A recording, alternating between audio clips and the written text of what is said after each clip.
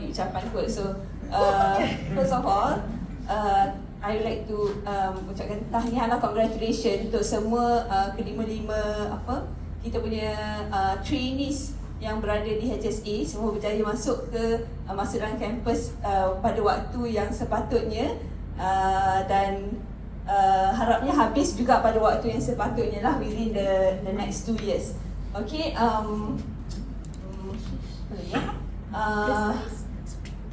on behalf of the whole department, specialist dan MO, saya mewakili semua untuk meminta maaf lah sekiranya ada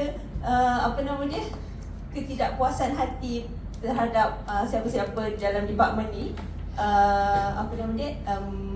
Sebab tu biasalah kan, waktu bekerja ni memang akan berlaku kekhilafan dan kesilapan antara satu sama lain.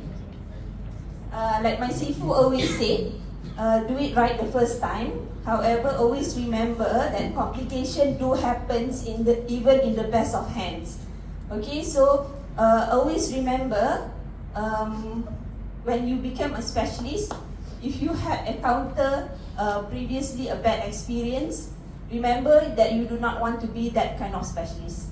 Okay, itu je ucapan saya. Make sure you all keep in touch with us, and soon we're gonna become colleagues. Thank you.